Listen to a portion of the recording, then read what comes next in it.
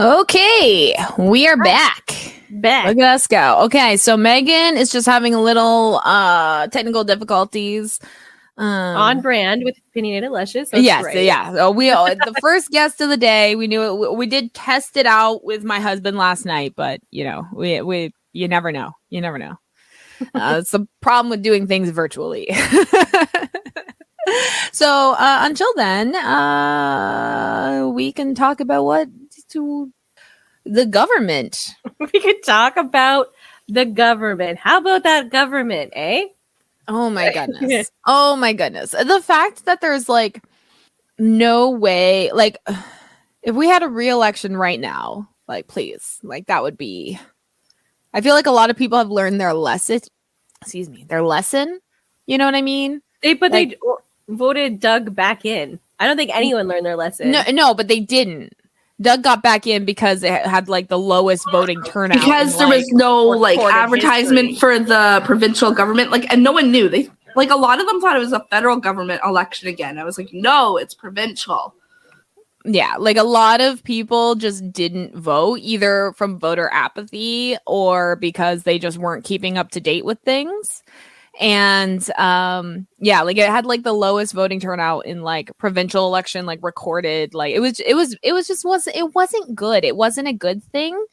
So I feel like if they had election today, a lot of those non-voters learned their lesson.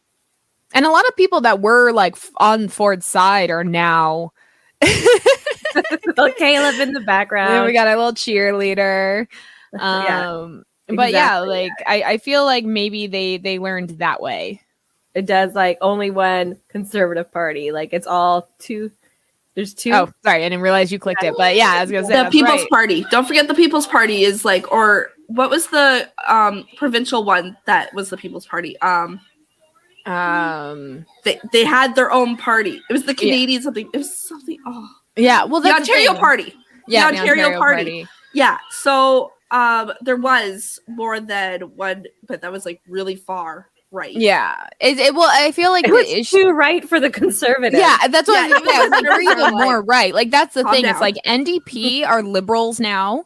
Liberals were progressive conservatives back in the day. The progressive conservatives are now just conservatives, and then everything else is like right of conservative. There's a lot of like smaller parties that like you can vote on, but they like rarely get seats. Independent people, yeah, or like the Libertarian Party. That's where my dad votes for.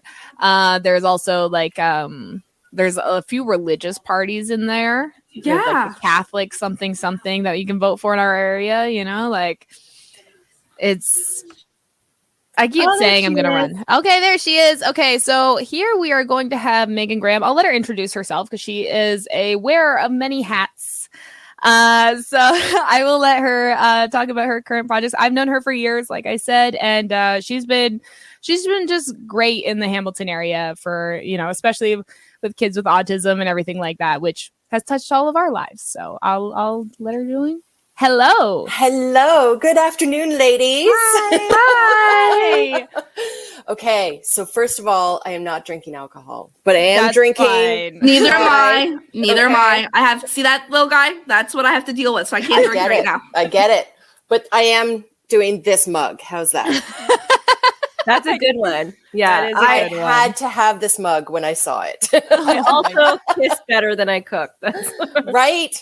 So yes, I don't know how to introduce myself. I have my hands in a lot of different things, but basically I have 3 kiddos, all neurodivergent, all 3 on the spectrum, but there are 10 diagnoses between them, with the prevalent one being the autism spectrum. Yeah. So hi there, buddy, who's coming out to say hello. Yeah. He's your mascot for today. Yeah. He's our autism mascot. Yeah. Say hi. Say hello. Hi. It's like the minions are on. Like, what's happening? So my son actually was the one that really put us on this journey. And he's now 17 and developmentally around 3. Yeah. He is a pseudo 4-letter word. He is aging out. in 8 months, which Yeah. I'm sure we'll get into that. No, I know it's that like my oldest is 20, right? Right. Yeah. So I have 17-year-old twins. My son and my non-binary are the twin set. And then I have a 28-year-old bonus daughter as well. And all of them are on the spectrum. And basically, once my son, we kind of knew something was up at about 15 months old. Yeah. So we went in for the 18-month wellness check, and the doctor went, well, he's the boy twin and he's, not the dominant twin. So come back if he's still not talking by the age of 3. That's that's too long. That's too long. I'm like, hold on a second. Yeah. He was talking. He is no longer talking. He was the one that started talking first of the twins. So I you have 2 to regressed. compare. Yeah. So he stopped. Why? Plus, he does this, and this. So at that time, he was headbanging. He was not making eye contact. He was not pointing. He was lining up all of his toys in different categories and not age appropriate. Ding, ding, ding, ding, ding. All of the textbook behaviors. But the doctor still said, come back at 3. And I'm like, no, this is not good enough. Yeah. So, and apparently, life lesson, don't tick off a redhead. Like, come on. There are life lessons that people learn very early in life. Yeah. Plus, One of them he has a redhead. Yeah. So, hello. So basically, I sent my then husband. We've been happily divorced for many, many years. So I sent him in to say the exact same things. And oh, look at that. We got the referral. Yeah, we do that with doctors now. Chris is the one that goes in Yeah. and talks to the doctor because I'm just a hysterical mom. Yeah. And you're just a mom. Right. So anyway, years later, I ended up working at a department at Big Master where the doctor literally received credits to continue being a doctor through me. Okay, so good. By then, though, he had already figured out that I knew what I was talking about when it comes to medical stuff. But it really obviously upset me that I had to send the then husband in to talk to the doctor. Now the doctor and I are great. He knows that I know what I'm talking about when I come in. So that's good. But then, we got referred. We had to wait for a year or something like that. And then saw the developmental pediatrician. And then a few months later, she went on mat leave and we fell between the cracks for that one. No. And so then our annual appointment came up for that one. And we had the intern that was kind of covering her caseload. And they're like, well, let's see if the referral's even been made. Because I'm like, we're sitting here 10 months later and I've heard nothing about a referral to, at the time, Shadoke, now is Ron Joyce Center. And we fell through the cracks again. And so thankfully that intern actually pulled some strings and got us in 5 months later. Which is short for any American listeners out there. Extremely short. It is, but we'd already been waiting for 2 years. Yeah. Right. And then we basically went in, we had the assessment done, and at 4.5 years old, so we knew this at 16 months, my then husband was like, I think it's autism. And I was like, what is autism? And so at 4.5 years old, we finally had the appointment with the developmental pediatrician that how he started off the conversation, I was like, oh my God, he doesn't have autism. Because of how the pediatrician was actually presenting this to me. And finally, near the end, he's like, so because of all of this, I feel that he does fall on the autism spectrum. And then it was just silent. And I'm like, oh, thank God. Okay, now what? And he's like, you're not going to cry or scream? I'm like, people cry or scream by the time they get to this stage? What? I was crying before the stage. I was crying for waiting. Like, I was going to start crying if it wasn't autism, because then that means that I'm 4.5 years. I've been going with the belief that it's autism, and it's not. So it was a breath of fresh air to get that diagnosis. Once you put a name to it too, it's like so then much you easier. then you can plan future It's off your steps. But if you have shoulders. no idea, Exactly. then it's really hard. Yeah. Exactly. And there's a big difference between labeling and diagnosing, right? Should we have that soapbox for a second? Yeah. When you're labeling, it's a negative thing. But when you've got a diagnosis, it's something that you can work with. Yeah. It's something that you can research. It's like guidelines, you know, like it gives you Exactly. some structure to what you can do in the future. Yeah. Yes. And how the systems, being school, medical, therapeutic, everything, will actually be able to support your child. So I'm a huge advocate for get out and tell everybody that that is supporting your child about their diagnoses. Because I do get it. There's some families, there's some cultures, especially where they believe that it's an internal, like in the family unit. And I understand that from a cultural standpoint. I'm opinionated and loud. Perfect. So are we. Right? So I don't hide it.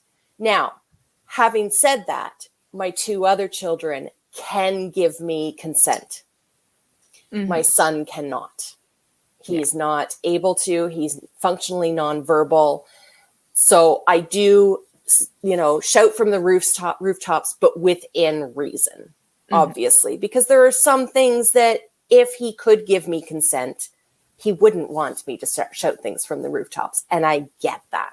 So I try to make it very much about my experience of parenting him. Yeah. Well, that's all. Like, you'll never know his experience personally. Exactly. That's impossible for anyone. So yeah, like that's a good way of looking at it. Like, I have a problem with autism moms who take it and make their child's autism their entire personality. Right. Like there's a difference between advocacy and like just, I don't know, using it for clout. On social media, you see it sometimes. And it's a very fine line sometimes. And I'm sure that at some point in my journey with this, I've actually flipped over to that aspect of it because it's so hard not to. Right? Especially when all three of my kiddos are on the spectrum. Yeah, well, that's exactly it. And they all have very, very different needs. And, one is sensory seeking, which is my son, and the other two are sensory avoiders. So there's some interesting times that happen in our I really home. love the spectrum as a circle now. I love that. It used to be like a rule, like they're like, it's a ruler. But like sometimes my kids are here, and then sometimes my kids are here. Like exactly. Like they adjust. So I like that it's now more free flowing, right? Yeah. Yes. And it's more like, oh, you have you might be great functionally with language and stuff like that, but your sensory needs, like you have really high sensory needs, and stuff like that. And so I love the idea of like a circle spectrum, because when you meet one autistic person, you met one autistic person. Exactly. All different. People are different, guys. Like, you think?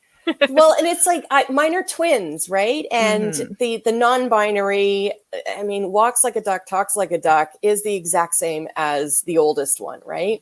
Yeah. For the life of me, I cannot get her diagnosed. So instead of having the one diagnosis of Asperger's, because Asperger's doesn't exist as a diagnosis anymore, but it existed for the older one. So she has grandfathered in with an Asperger's diagnosis. But because Asperger's isn't an official diagnosis anymore, I can't get the youngest one diagnosed on the autism spectrum. So we just work with it as they are on the autism spectrum. So instead, they have, anxiety, they have OCD, they have ADHD, they have depression, they have sensory needs. That's all Asperger's.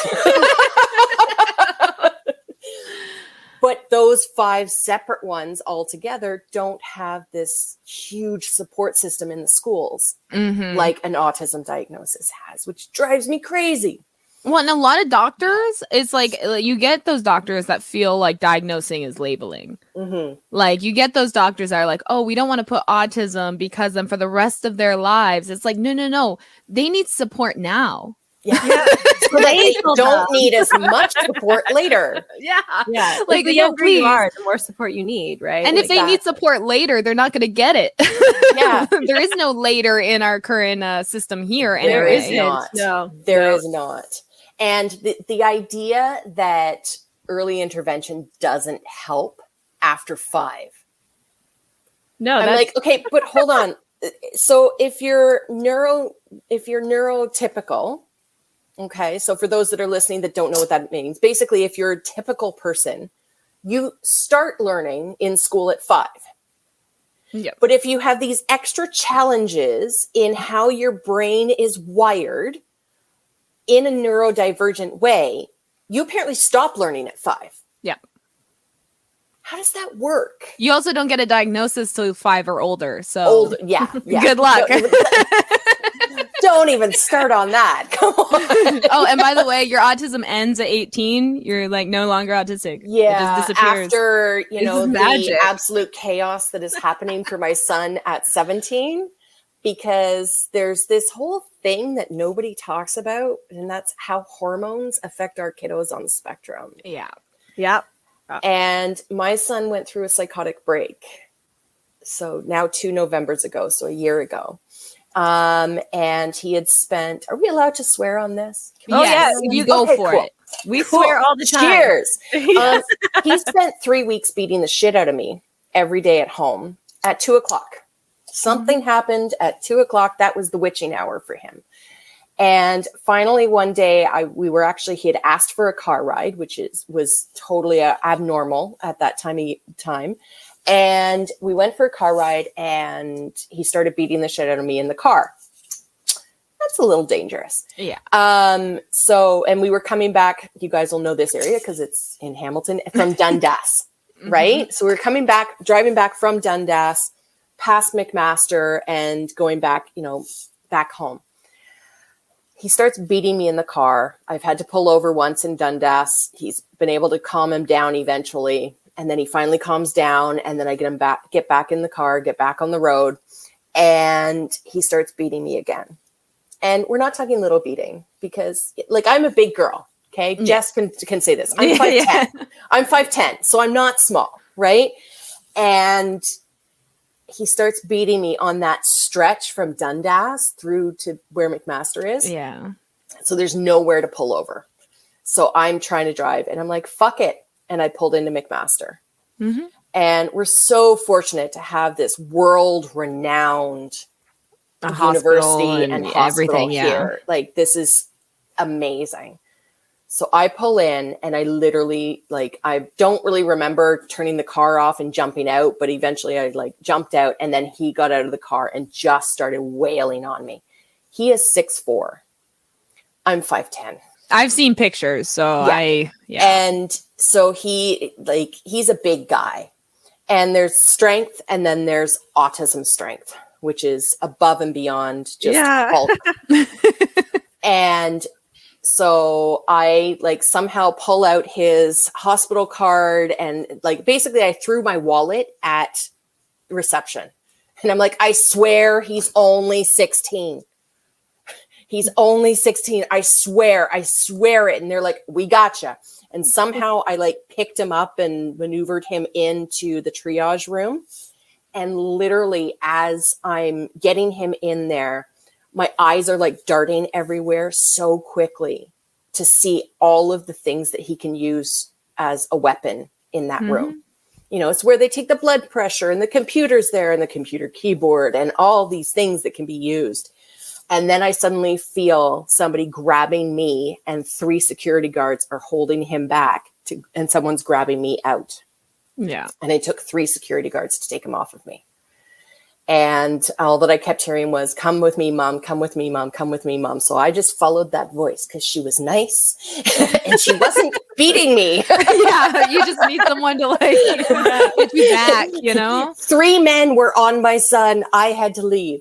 So in the McMaster emergency department, there is actually a padded room there. So one of the hardest things I've had to see is my son locked into this padded room. Yeah. And he was in there and they got him calm and everything, because the thing is that I'm his complete calm. Mhm. Like, I'm who he goes to be able to help with everything, but I'm also his trigger. So as long as he couldn't see me, then he was calm. But we spent the next 3 days in the emergency department. They moved him from that padded room into the psych ward. And there's one lockable room in the psych ward at McMaster. It took 6 security guards, 2 grown-ups, to be able to move him the 60 feet from that padded room into the psych ward, and an hour and a half to be able to do that, because he was fighting us the whole way. That's I feel like that's something that's not even talked about a lot when we talk about like autistic kids get bigger. Yeah. And that doesn't mean that they get their children, then they become teenagers with hormones that they don't understand, and then they become grown-ups. Yeah. And it's not like they're just little suddenly 4-year-olds all the time. Yeah, and it's not like their symptoms and stuff are just going to suddenly disappear. Like especially during the hormone phase, like they're going to get worse. And it's at least when it's a girl, you get that hormone release. Yeah. But with boys, you don't. And otherwise, like, Jess, you've met my little D. Like, he's just a big teddy bear. Right? But he's in psychosis now. Yeah. And so he spent 3 days there, and literally it was at 2:00 every day. And my now ex-husband, because we've been divorced for so long, he finally saw the switch in our son, where he literally, we were in that room with him in the psych ward, and at 2:00, right before that, Dee was going back and forth between us and cuddles and playing with my fingers and all this stuff. And then he just suddenly switched, sat up, and just started wailing on me again. And the ex-husband's like, "What the fuck?" And he's like, "Get out, get out, get out." And literally, like, my ex-husband is 2 inches shorter than I am. So there's him, there's me, and then there's our son. And our son literally was trying to get through him, through the lockable door, to get to me in the hallway outside. And he had never seen that before. And it changed everything in his and my relationship. And now we're like great friends again, like we were before we got married. We're not getting back together, but we're great friends now. Yeah. And we are co-parenting effectively. But my son can't come live with me anymore. Yeah, until all of this is done. So he's been living at my ex-husband's place. We've been slowly reintegrating me back in, and it's a huge learning curve for everybody. Some days are fantastic. Like yesterday, I had a great visit with him, and yet 3 weeks ago, Jess, you saw the pictures on Facebook. I did. My son had another meltdown and ended up headbutting me up here. And 3 days later, I get this big black eye. Yeah. And of course, I went to a conference for ABA therapists with that black eye. I mean, it's a good, well, that's what I was going to say. It's a good visual representation of what it's like working with some of these, I hate to use the term kiddos, because they're not all kiddos. They're not all, but they are, right? Yeah. Yeah. So here I am, and they're like, "Is that from?" And I'm like, "Yeah, my kid did this." Really? Yeah. How old is he? 17. Oh. Yeah. Because everybody knows this is, and I mean, it doesn't mean that every child with autism is going to, beat up their mom, but everybody knows that autism and hormones they don't mix, and nobody is talking about it. Nobody is doing anything about it. Nobody is researching anything about it, because all the research is going to little kids. Don't get me wrong. It absolutely should. Trying to figure out why our kiddos are wired this way, what happens, how we can help them. But nothing is going into what happens with these hormones and how do we help them have this supported and lifelong journey that they're going on in a productive way. Yeah, like society just becomes unlivable at a certain point for most autistic people, even like low needs autistic people. It's like just everyday living is almost impossible, and there's nothing for you. Yeah, and being parents and watching that and feeling the helplessness that we feel. And we won't even talk about the fact that we can't die. So we all need to be vampires. Yeah, so that we can all stay alive. And like we can't, and you know, he has siblings. So unfortunately, they're going to have to take over this role at some point because there's nothing set up to help. And unfortunately, no matter how much I try, I'm not living to 150. You can try. Because I don't want to. Technology is already beyond me. I can't imagine in 30 or 40 years, let alone 100 years. Like, yeah. Oh, and like you hear those like horror stories of like there's no like group homes or anywhere for them, so they end up in hospital. Yeah, it's a 32-year wait list. Yeah. For a group home is the last stat that I heard, unless you're in psychosis. So it's good that my son is in psychosis, but he may also end up way up in Northern Ontario. Who knows? Yeah. Yeah. But like, we're also very fortunate, again, in quotation marks, that there was another home for him to go to. Yes. Like, we were actually really fortunate that we're divorced and that he could go to his dad's, because if he had to come back to me, like, worst case scenario is he would kill me. Yeah. And I don't say that lightly. And I don't want that to be like everybody thinking, oh my God, this is what's going to happen to my kid.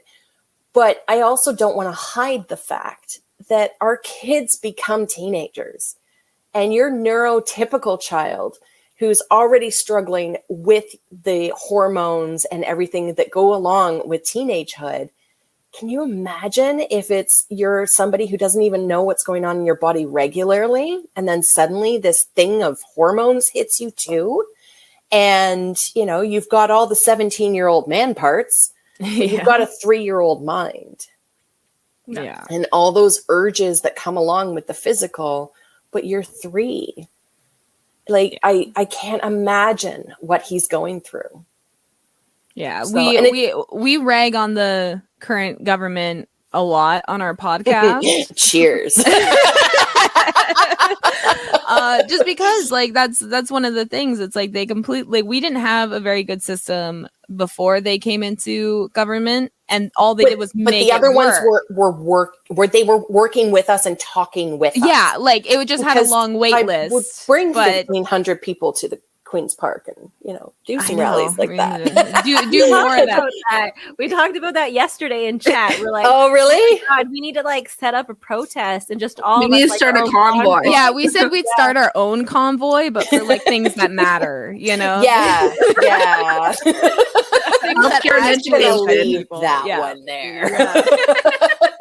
Well, you know, I filled out all the paperwork for those 2 rallies that happened before COVID, so well, let us know next time, and we'll make sure to get it out. Because sure, the Ontario Autism Coalition will be all over it too, because they're absolutely amazing. So shout out to Bruce and Laura who started it, and the rest of the executive that are taking it on further. Bruce and Laura are still there, but yeah, it just something needs to change. Yeah, it absolutely needs to change. And honestly, I get a little jealous too when, you know, parents of the youngins that are coming up now, they're like, oh, I had to wait 6 months to be able to get any therapy. And I'm like, must be nice. 6 months. Like, you're welcome. You're welcome.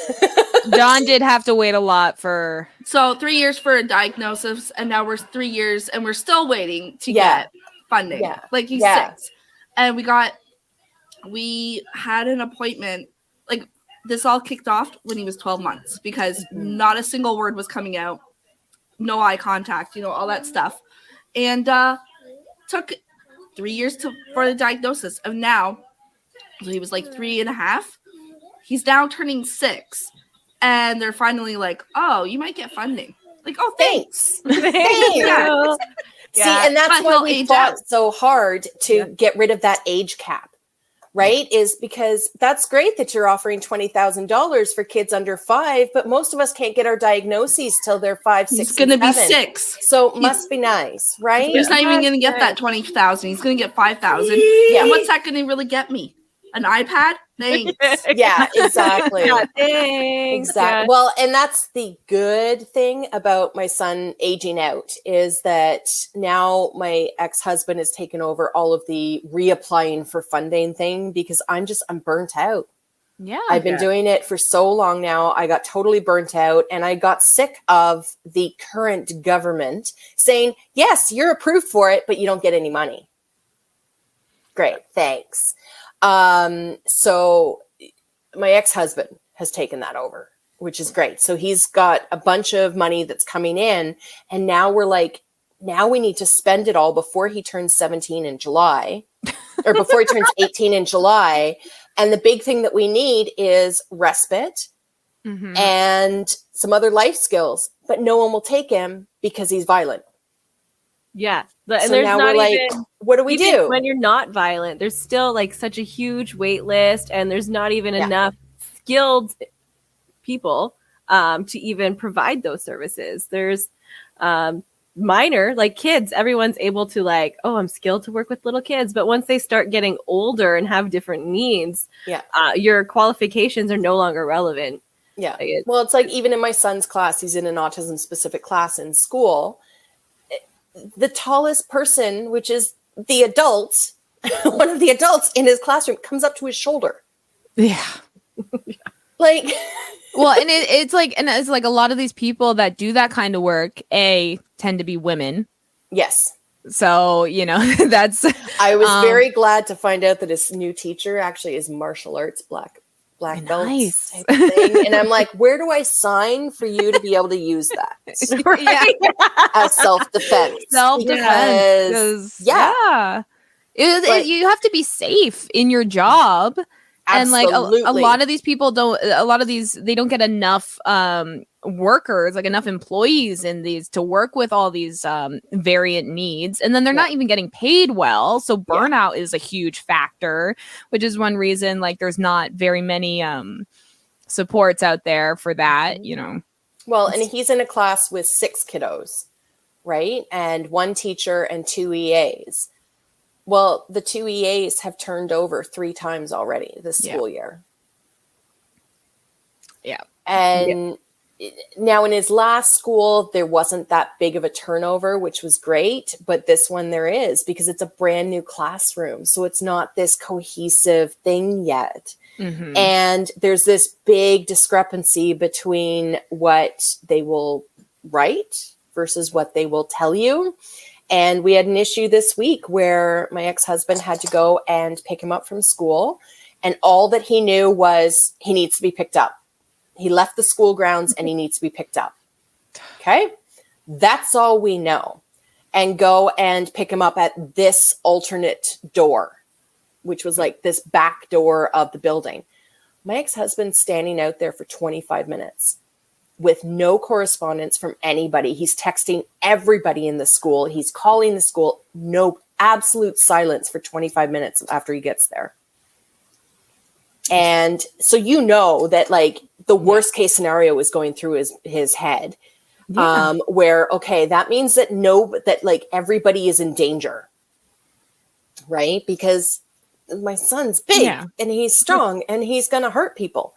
And no, as it turned out, they just, had left their phones in the classroom and were standing outside of the quiet room that looks more like a jail cell than anything else. And they didn't realize that he was there. And so, he's had a bigger discussion with the other principal that didn't choose to call the dad. about where the breakdowns went and everything. And it's like, okay, guys, but we have a safety plan in place. Yeah. When are you going to look at it? You wrote it. They don't. They don't. No. They wrote it. When are you going to look at it? Nope. So and the immediate thing is to always call the mom, right? Mm-hmm. Well, you can't call me if he's activated or if he's escalating, because putting me in the picture is going to escalate it more. Mm-hmm. So the safety plan that we have at my ex-husband's house is, if my son's escalating, I got to go. Yeah. Because Which is like, it's just a sad thing, because you never expect that when you have kids. No. There's You so know. many things you never expect when you there's have so kids, much. let alone any kind of tell you. neurodiversity. Yeah, like you don't and then just to like have to, like, the safest thing for your kid is for you not to be there, is like a terrible, like because you're not expecting that, and you just want what's best for your kid. Yeah. You know, And then I come home and I, walk in the door and my housemate's like, what's wrong? And I just like become this puddle on the floor. And he's like, oh my God, because he's Italian. So he's like, here's food. I don't know what else to do, but I'll feed you. I'll take that. That's a win's a win. But, he's also a guy. So he's scared because I'm crying and like, ah! And not the little cute, Hallmark crying, the big, ugly, real cry. Real cry. And I just wish that more people would talk about it. And every time that I update my personal Facebook with updates about my son, because so many people are so invested in how this is all going on, I get so many messages from people going like, this is my fear. My kid's 8, my kid's 10. And this was my big fear when my son was 5 or 6, because he was bigger than everybody then. And I just knew in my gut he was going to be a big guy. And I'm like, what happens when he turns 15, 16? Mm-hmm. And he was already hurting me then. He was spraining my ankle. He was breaking bones. He, not because he wanted to. Yeah. No. And this is what people need to understand, is they have no control whatsoever when they're in a meltdown. It's not some little meltdown because, we didn't buy your kid candy. This is a sensory overload, absolute meltdown that they have no control over. And you can't talk them through it or talk them down. You just have to make them safe and make people around them safe. If you actually have the opportunity, because your child is verbally communicative, you can talk about it with them later. Yeah. Yes. Do not try to talk about it with them then. It just doesn't work. Just make sure everybody is as safe as possible. And, I like a good meltdown. Sounds weird. A good meltdown is when it's just me bleeding. Yeah. Because that's the reality. And well, because as the parents, we're supposed to keep them safe. Exactly. Like even if it's at our expense, but there still needs to be give and take, because we're still only human. Yeah. Like you can only do so much. Exactly. Yeah. Exactly. And this last year for me has been a huge journey, because here I go from, knowing the statistic of 32 years for a wait list. So my kid's going to be living with me until I'm dead. Like, that's just the way it is, right? And then somebody's got to figure something out after that. Because, I'm 46 years old. So I'm 32 years plus, so overnight, I literally went from that to nothing. Because his twin is totally independent.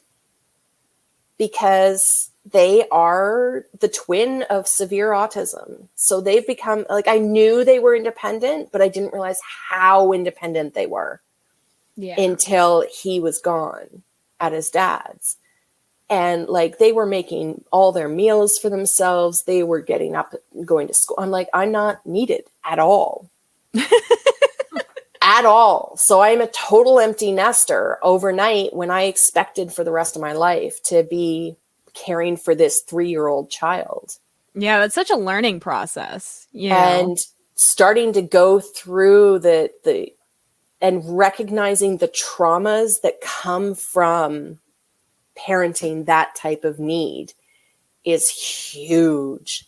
Mm-hmm. And, we all talk about the study that they did that I can't remember who it is ever until I actually Google it, where parenting a child with autism has the same stress levels as soldiers coming back from active combat. Yeah. And I've always been like, okay, like I get what you're trying to say here, but come on, like it's not the same as going to war. Let's, it kind of is. Having said that, now that I'm coming out of that and trying to process the chronic PTSD that I do have, I'm like, okay, never having gone to war, I've been in my own war. Yeah. And it's a lot to process. It really is. Even sitting there going, okay, is this sensory seeking behavior that I'm doing? Is it because it's me? Or it's because my son's trained me to do that. Yeah. It's gonna like I'm really happy that you were able to come on and talk about that experience, because I feel like a lot of talk around autism is focused on young high needs children. I feel like a lot of it getting the diagnosis. Yeah.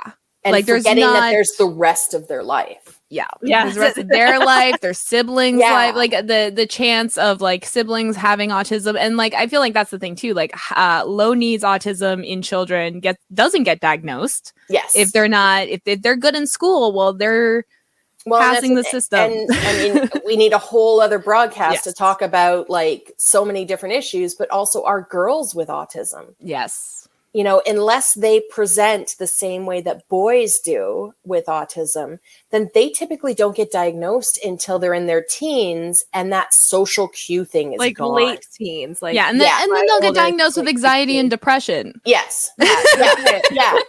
And so my other kiddos, like his non-binary, she's the one that I can't get the right diagnosis for, so whatever. But the oldest one, I mean, she's 28 years old. She just finished her master's. So good for her. Yay. Woo-hoo. And so she's, deciding to go and apply for non-governmental organizations all over the world. So we're just going to have a moment there. But she didn't officially get diagnosed with Asperger's until a year after he did. And it was during a meltdown of hers that the ER doctor happened to recognize an autistic meltdown in a girl. Like, because the diagnosis is set up so that the assessments are how it presents in boys. And there's a very big difference. Yeah, there is. But that's a whole other episode. we will definitely have to have you on again to talk through, because this is such like, I know we're only having you on briefly for this talk, but like there's so much to go in depth with this. Absolutely. Like there's so many levels, there's so much nuance, there's so much the government isn't doing that we can vent about. But it's not just for autism. It's any diagnosis, any type of special need that somebody has, that when they don't fit into this little box of how to learn. I mean, that's one reason one of the charities we're donating to is Epilepsy South Central Ontario, because epilepsy is not even in the provincial budget. There is we won't even. Yeah, there is nothing. There's nothing helps. For that. Neither was autism in the most recent budget. Yeah. Autism was not mentioned. And here's an interesting fact. Autism is not part of the Ministry of Health. It falls under the Ministry of Community and Social Services. Yeah. Why? Right? Last I checked, it's a health situation. Yeah. But, then that pulls that big bunch of money out of the health system and puts it into this other ministry. Yeah. The money that's not actually going to the health system, Yeah, that $2 billion surplus. Got it. Let's come out of COVID with a surplus. Right? I don't think you spent it properly there then, honey. Ford is a four-letter word, right? Yeah, pretty much. Yeah. I like Oh no. So- Oh yeah, and I was just like, and then like the federal government's not giving us any more money. Well, you guys, I don't know about New Brunswick, but you guys any more money because you have all this like surplus, even though like you're closing down hospitals. Yeah, like, Trudeau said the same thing to Ford. Yeah. it's like Yeah. you guys don't get anything because you have all this money and you didn't spend it where you're supposed to. Like, where did this money go? So, But that's okay. That was the health budget. So keep it over here at the Ministry of Community and Social Services. Okay? Because we spent it all, but they didn't. Yeah. Because they told us that we could get it all and then they gave us nothing. That sounds like Ford. Yeah. He So it's a gave us four-letter nothing. What a great guy. But I know that we're going to like wrap up my segment, but I wanted to officially announce here. Jess knows this. Yay. So I am actually, I have a brand called MomentAbility, which I kind of put on the back burner during COVID because COVID. And now I'm bringing it back as a trade show expo. I'm not sure exactly what to classify it as, but it's going to be the MomentAbility Expo. We'll go with that at the moment. And it's going to be in June. I'm just working out with the venue, but we'll have a trade show and workshops for parents and caregivers of individuals with diagnoses and special needs. And I'm so excited to be able to bring this to the community and hopefully get all these products and services and therapists and everybody all under the same roof at the same time so people can touch and feel and get to know potential therapists to be able to work with to support their children no matter what their need is. It's been something that I've wanted to pull off for 10 years now, and it's finally happening. I was hoping to have the contract all signed, sealed, and delivered before today, but life happened. Yeah. But it is happening in Hamilton, and I'm like this close to having the contract signed for the venue, and I'm just so excited to be able to bring this and get the community back together and talking again and all working together to support all of our kiddos, no matter the age, no matter the diagnosis, no matter the need. So that's I'm amazing. so excited. If you're watching on our YouTube or our Facebook, all her links are in the description. So feel free to check that out. And if you're in the area, keep an eye out for all those announcements. Absolutely. We're going to start posting everywhere. So I can't wait to. We'll definitely share that on all our socials. So, thank you. I appreciate that. So. Well, thank you so much for letting me come on and chat with you ladies. We appreciate. Thank you so much, Megan. I think this was very informative. Yeah, and I'm super pumped for the expo. Too, please. Yeah. Background. He's happy. Maybe you guys can come and do a live at the expo. Oh, okay. Good. Yeah, that's Caleb's like, yeah, we will be there. Okay, but sorry, buddy, you got to wear clothing. That's right. Sorry. Yeah, unfortunately. Working on that. Okay, bye, Awesome. Megan. We're Thanks, gonna cut ladies. to a commercial break. Mwah. Thank you. All right, thank you. Bye. Okay.